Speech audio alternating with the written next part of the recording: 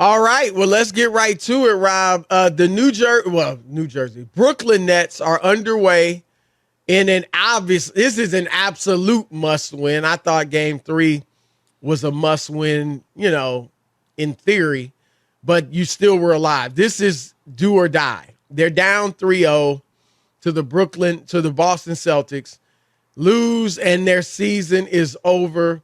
I do think the series is over, Rob. Whether they win tonight or not. No team in NBA history's come back from 3-0 in any round. And beyond that, Rob, they look defeated and they sound defeated.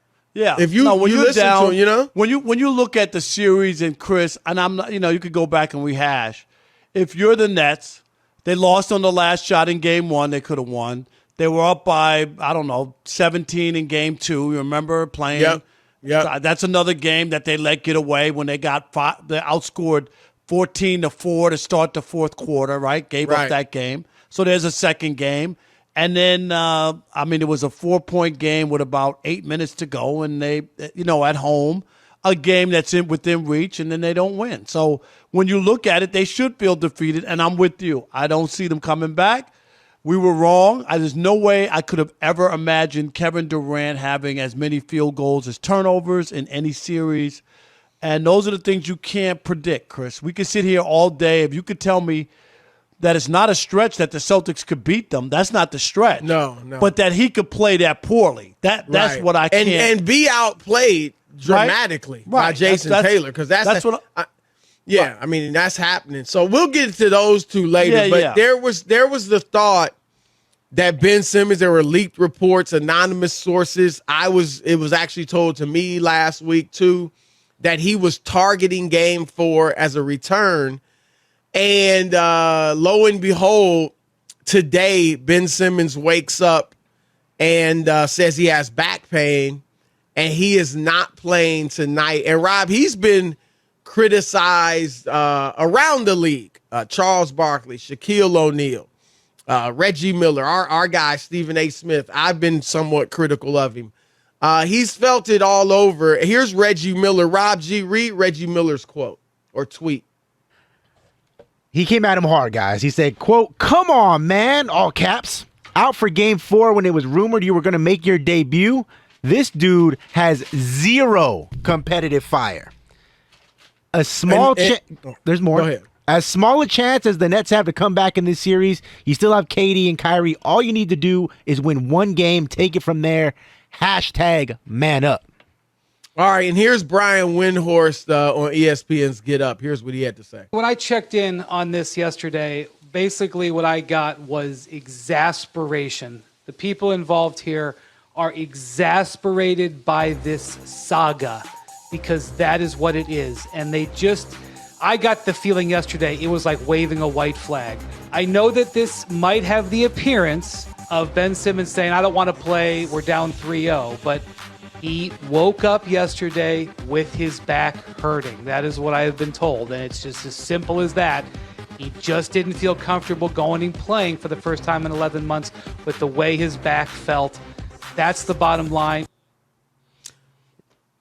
All right, I'm going to go. And people and the other people in the business, our business, if they want to attack the guy, they have every right to attack him because of the other stuff. And I know that's what most people are playing on. The notion that he didn't want to play and it's a mental thing. But I'm not. I'm going to sit here and tell you.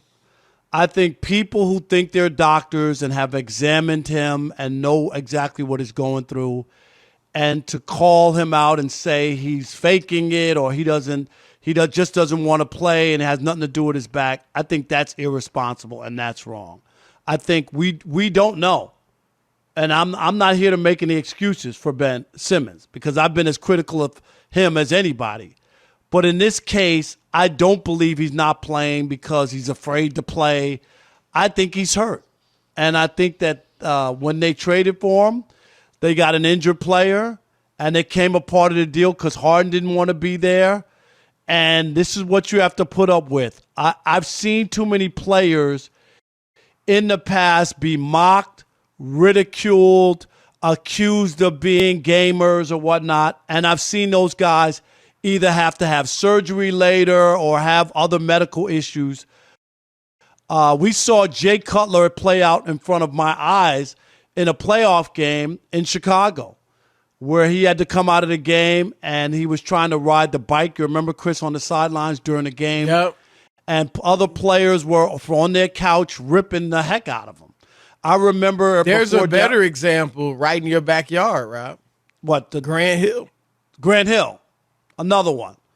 That was big. Remember, everybody thought he was soft. He was soft, and he messed up. He wound up messing up his career, right? With his injury. He had the injuries. Yep. And so you got to be real careful. I saw it with Darryl Strawberry in New York. Chris going back. He's faking it. He's jaking it. Whatever you want to say. Strawberry, after that postseason when he couldn't play, had back surgery in the offseason. I'm just saying, be careful. You're not a doctor. You haven't examined him.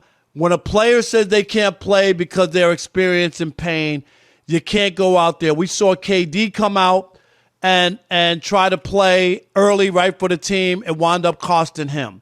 We saw who else, Chris? There was somebody else on the tip of my tongue who also Isaiah Thomas for the Celtics. Remember he came back, rushed himself back to play. Yeah. Hip injury for playing the playoffs. And he never got the $100 million contract that everybody thought he was going to get because he wound up getting injured and the Celtics moving on. Now, there's no financial ramifications because Ben Simmons has a deal in place. All I'm saying is pump the brakes. And yes, because of his past, it's easy to pounce. But I'm going to always side with the player who says that they're hurt because I haven't examined them. I'm not a doctor. I don't know what their threshold of pain is. Call me soft. Call me an excuse maker. Call me whatever you want. I don't think that's my place. If a guy says he's hurt, I'm going to take him at his word. Rob Parker, you're soft. You're an excuse maker. All right. Now, and let me throw this out there. You're right in that, I don't know. He might be hurt. And I'll put that out there. Ben Simmons may very well be legitimately hurt. What we do know is that he passed the, you said he was damaged goods when they traded for him. No, he wasn't. He passed the physical. There was no physical sign of problems. It was mental. He didn't want to play. And you mentioned Isaiah Thomas and Kevin Durant in the finals. And the difference was we saw those guys get hurt. We know they were hurt. There was no question that they were hurt. Ben, we didn't see him get hurt in practice, in games, and there was no sign of any physical issue when he was in Philadelphia. And beyond that, Steve Nash came out today after there was a meeting with the Nets and Simmons and Simmons' agent, Rich Paul, and Nash said this: there is a mental component with this. He said there's a mental and a physical component to what Ben Simmons is going through. Here it is. I think Ben has addressed that there's a mental component with what he's going through. And I just think, Rob, and again, I could be very, very well be wrong, but I'm saying we know he had a mental issue in Philadelphia. And I think even, Rob, throughout his career, because the fact that he never got to a place where he was willing to shoot jump shots, I think that was a mental block. It was a fear of failure or whatever you want to call it. And I think there's too much evidence of that to just totally brush it aside. And also, Rob, you know that mental stress, mental anguish can cause back pain. So it might be back pain that to some degree, maybe even wholly, has been brought on by the mental stress. But Rob, you saw it too. Larry Bird, Steve Nash, Ben Simmons' coach, try to play through back pain. And then when they went to the sideline, they were laying flat on the court because they couldn't sit down. And they gave it a go. And I don't think he wants to play. My personal opinion, could be wrong, My personal opinion is that he is scared to go back out on the court. See, I think he's afraid to take free throws. That's fine. You don't have to buy it. I'm not selling it. I'm just telling it. I think he's afraid to shoot free throws. I think he's afraid to shoot jump shots. That's clear. He might even be afraid to shoot layups because that, obviously passed up the big layup in Atlanta, and that kind of was a big part of this whole situation. So I think that there has to be serious, he's been in therapy. I hope he's cooperating with the team. I hope they're involved in it and they're getting updates and everything, because I think that is what this issue is about. And so they got to get through this. And I think that a big negative, Rob, could be that teammates are looking at him sideways. Like, dude, you got nothing. You can't give us anything. You can't try. I mean, that's human nature. And so I think that is a potential detriment that could hurt him and them going forward. Yeah, I just think you got to be careful. Everybody's threshold for pain is different.